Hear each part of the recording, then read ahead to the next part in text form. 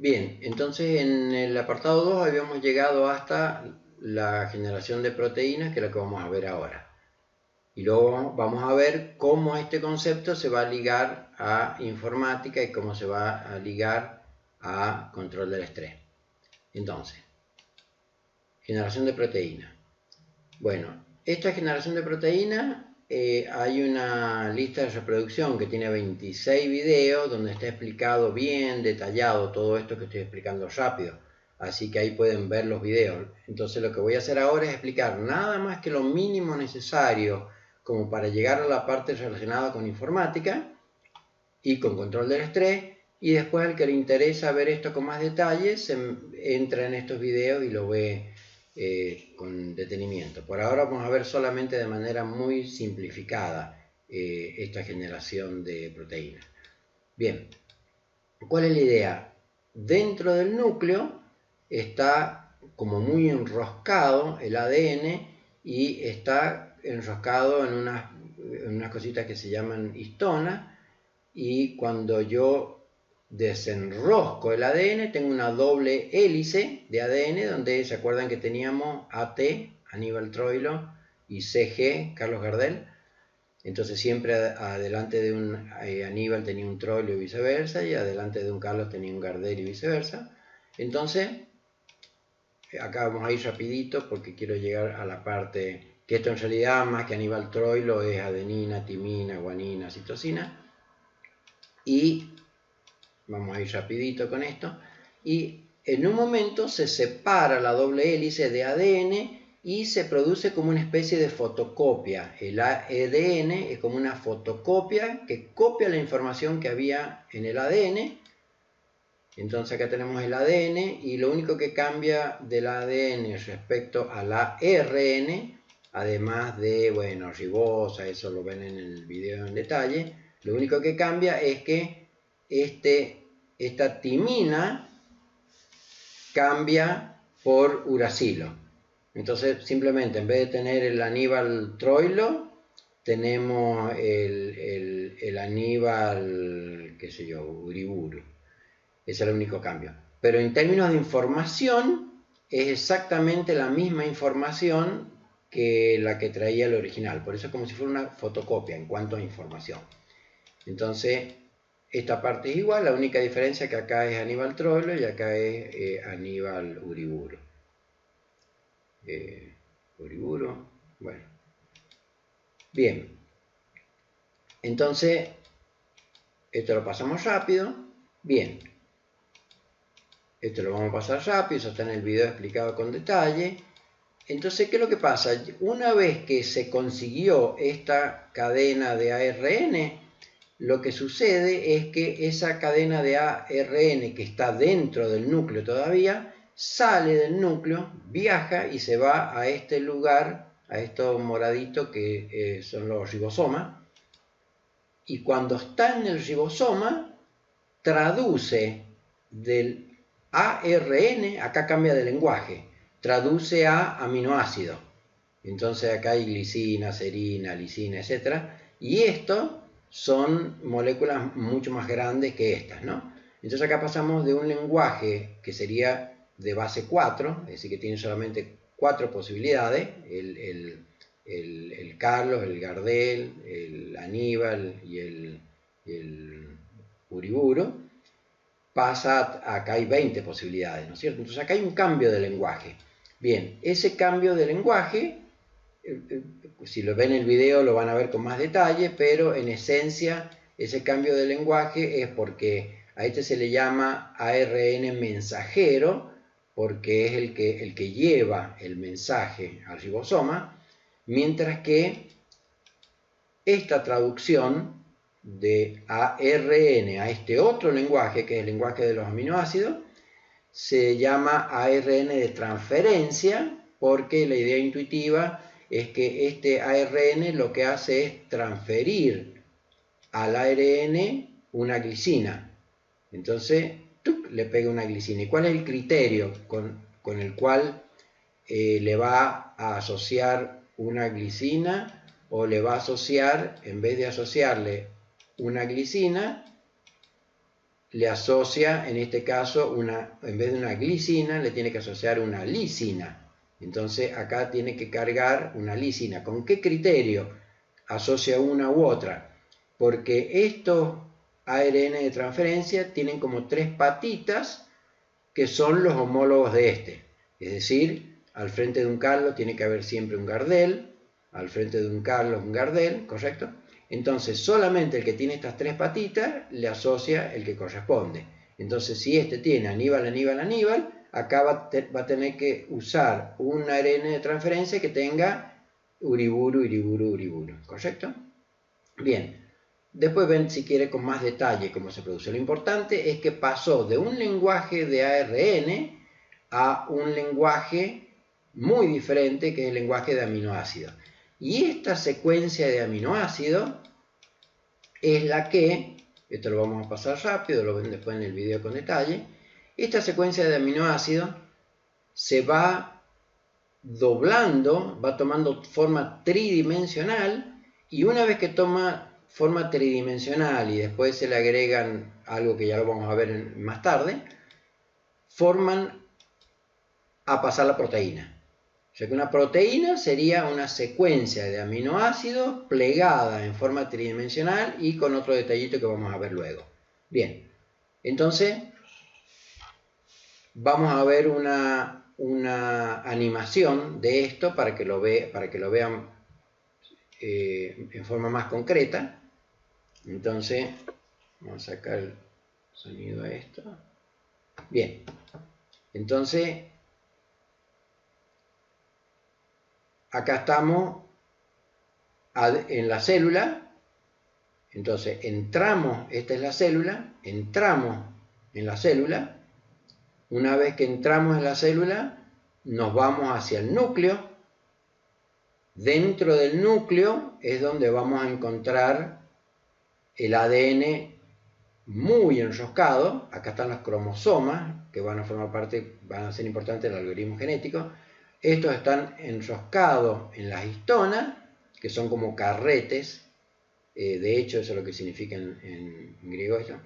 Y entonces, una vez que desenrosco el ADN, ahora va a venir una enzima y va a separar esta doble hélice, y una vez que se está separando, ahora va a haber esta fotocopia que le llamábamos. Entonces acá va formando esta otra cadena de arriba, que es la cadena del ARN. Ven que acá un U del uriburu, del uracilo.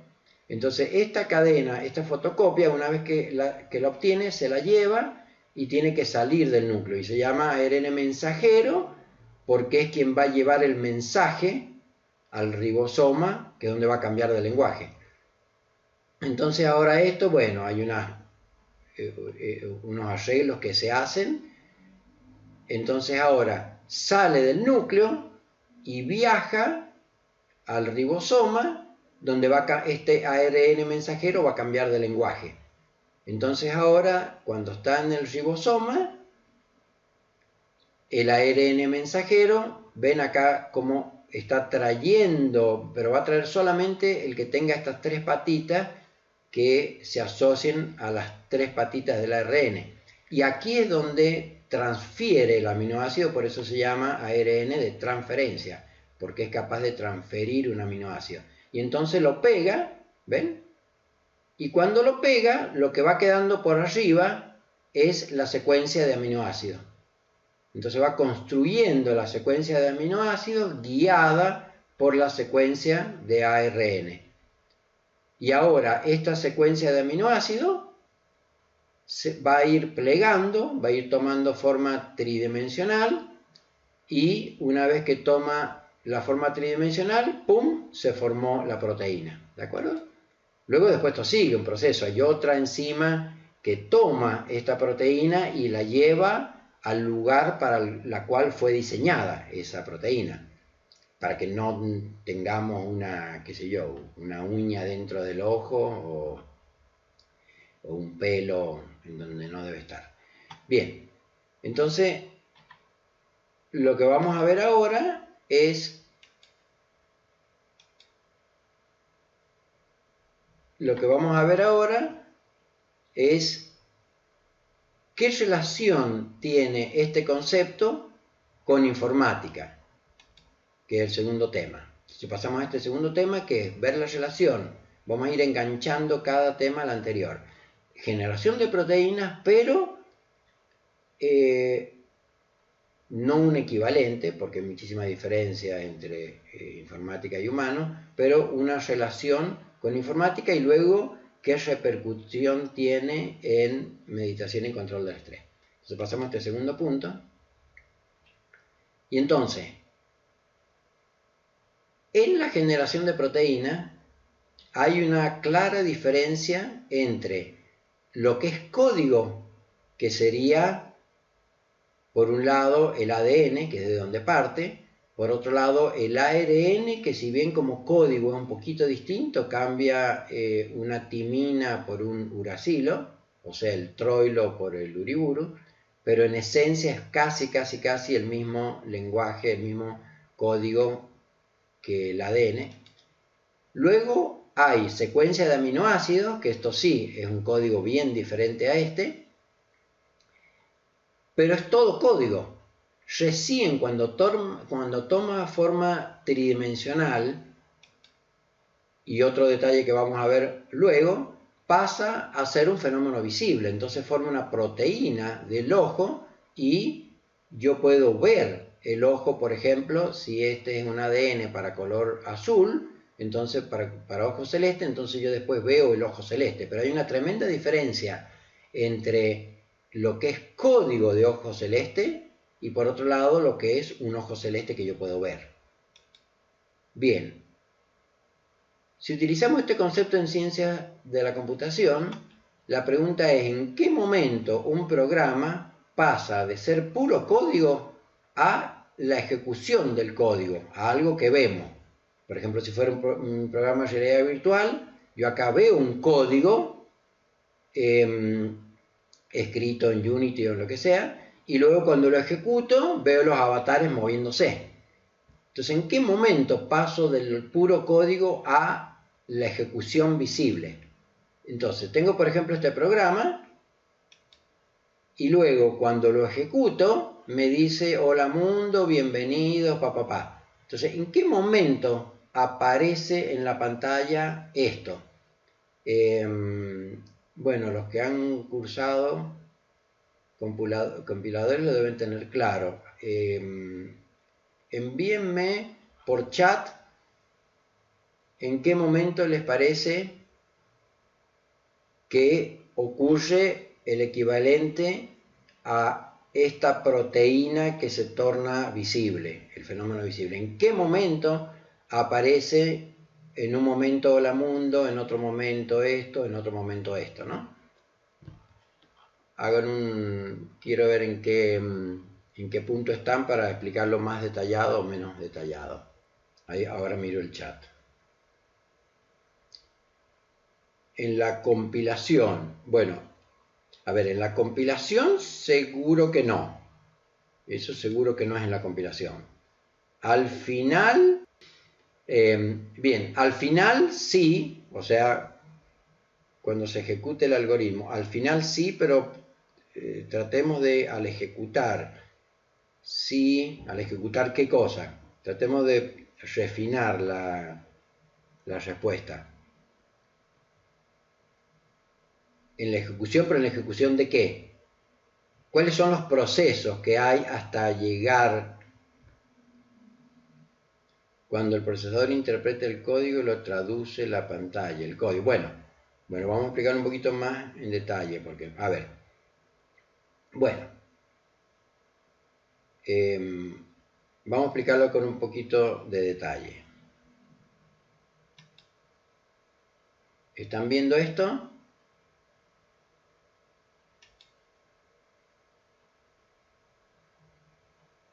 Bien. Aquí tengo un programita, ¿de acuerdo? Cuando yo ejecuto este programita, me va a salir en la pantalla el mensaje. Vamos a poner uno un poquito más largo para que se vea para que se vea con salida. Bien, entonces,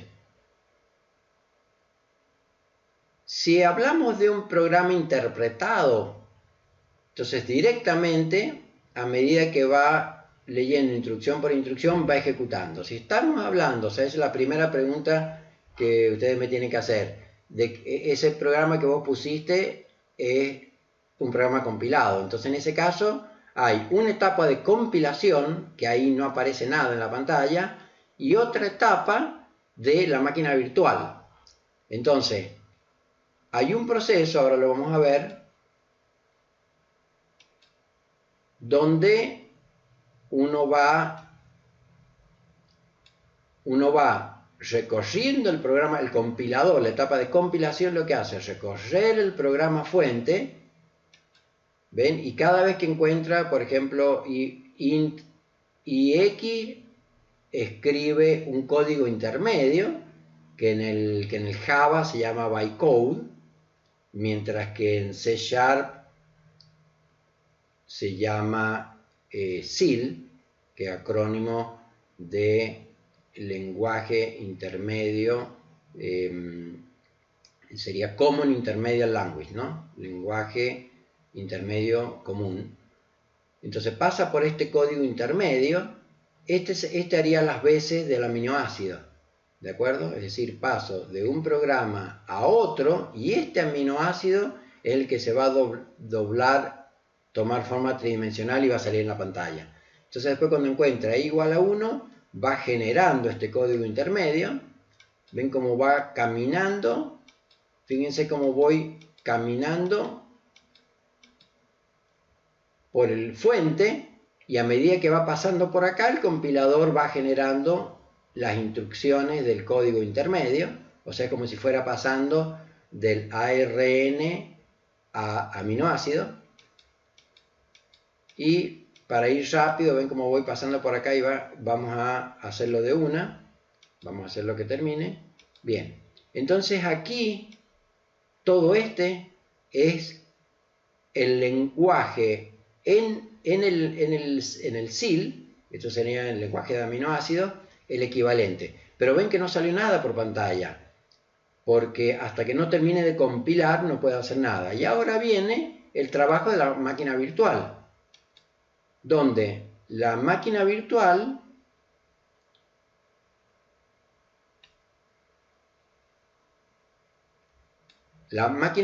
¿qué es lo que hace?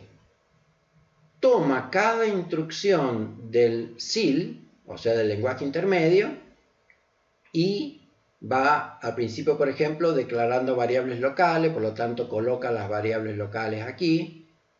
Después dice load local 0, cargue la variable local 0 en la pila. Luego dice ahora cargue en la pila un 1, por lo tanto va a cargar la constante 1, entonces aquí carga la constante 1. Ahora va a decir almacene este valor en la variable local en la posición 0, o sea que este 1 lo va a sacar de acá y lo va a meter acá. Bueno, ¿correcto? Entonces lo vamos a hacer rápido y no saca nada por pantalla. Saca por pantalla recién cuando pase por este call write. Entonces, cuando voy paso a paso, no hace nada, no. Hace un trabajo, está sumando, restando, lo que sea, hasta que llega el momento del write. Y cuando llega el momento del write, en ese momento muestra lo que tiene en la pila, que era un 1.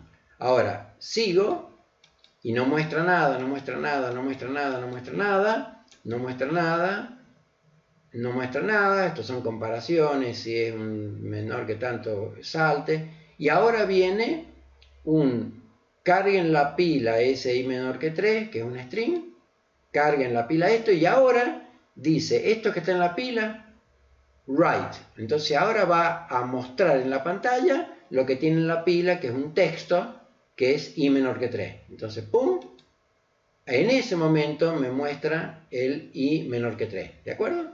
Entonces, si lo hacemos ya no paso a paso, sino todo de golpe, entonces la ejecución de todo este programa es todo esto que está acá. Ahora, todo esto que le estoy mostrando, cómo pasa del programa fuente al código intermedio, que si fuera Java sería esto bytecode, y luego del código intermedio la máquina virtual la ejecuta,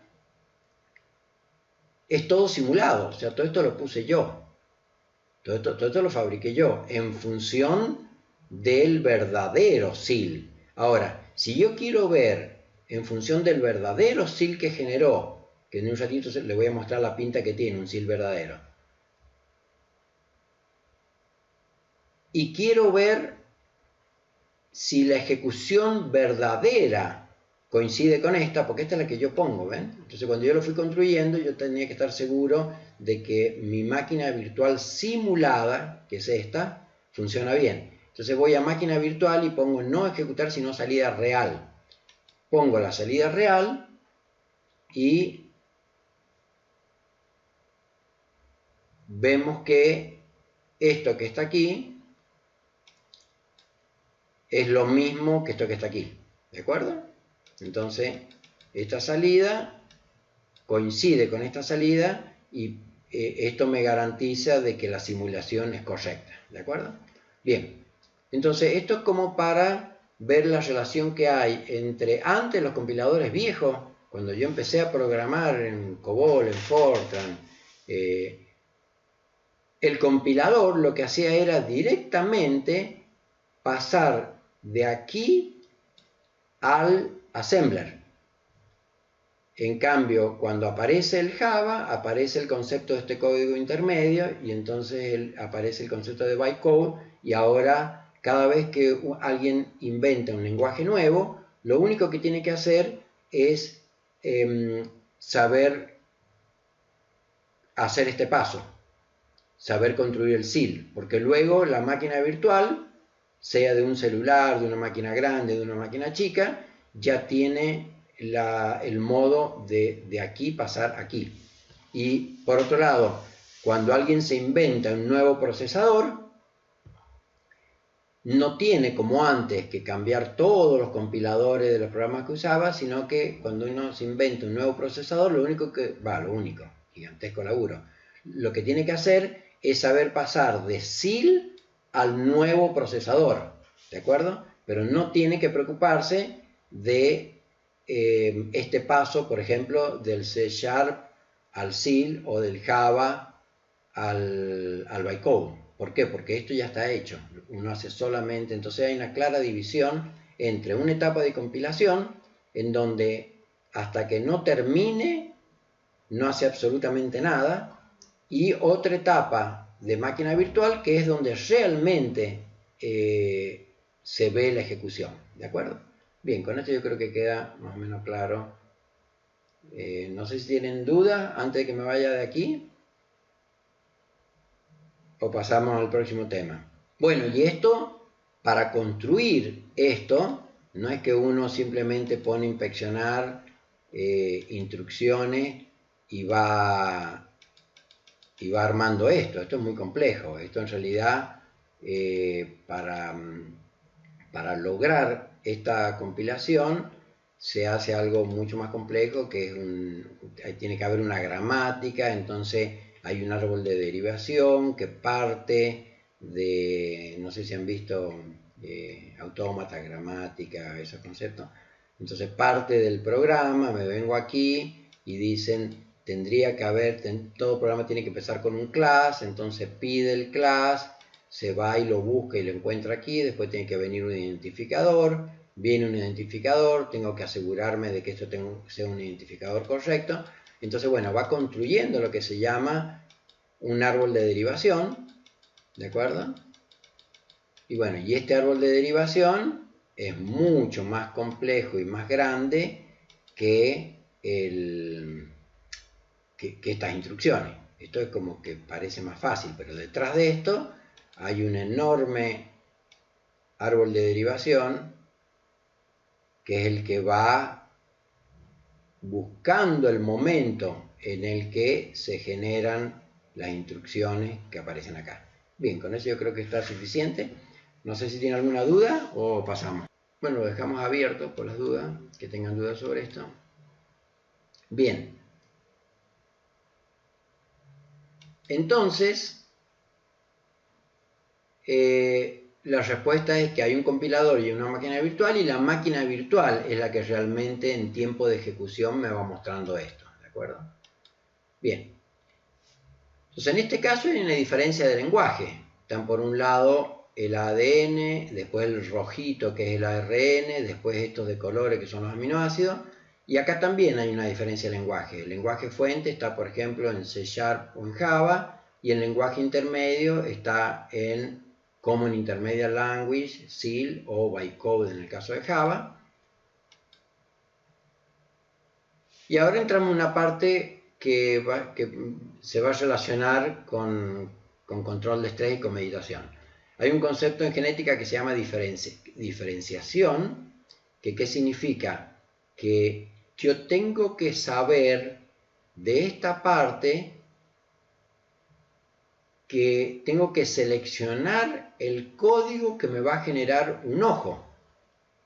O si estoy generando una célula de hígado, tengo que generar una proteína de hígado, por lo tanto tengo que seleccionar el pedacito de ADN que me termine generando una proteína de hígado. Otra vez, para que no me genere un pedazo de ojo dentro del hígado o viceversa. Entonces esto se llama diferenciación. Bueno, en el caso de informática, acá por ejemplo tengo un método main, pero podría tener 20 métodos. Entonces, ¿cómo distingue? ¿Qué es lo que se usa para distinguir cuál es el método que se va a ejecutar? Bueno, va a haber una llamada. Si acá hay un método que se llama M1, acá va a haber una llamada de M1 y se va a mandar a la definición de M1, ¿no es cierto? Pero la pregunta es, si tengo 20 métodos, ¿por cuál método comienza mirando el programa fuente? Bueno, eso lo sabe todo el mundo, ¿no es cierto? Siempre empieza por el main. Bueno, si yo miro un CIL real, ahora les voy a mostrar que Pinta tiene un CIL real, esto es un CIL real. ¿Ven? Ven que tiene una forma más compleja. Yo lo que les mostré recién, load local 0, load constante, integer de 4 bytes, constante 2. ¿Ven? Esto es lo que yo puse en la simulación, pero esto que está aquí, que es un poco más complejo, es el verdadero CIL, el CIL real. Y cuando traduce un main a cualquier método que no sea main, no le pone este entry point, y al único que le pone entry point es al método main. Entonces este entry point le dice a la máquina virtual por cuál método debe empezar, y por aquí puede haber una llamada a otro método. ¿Estamos de acuerdo? Después en tal caso vean de nuevo el video y pueden ir como más despacio.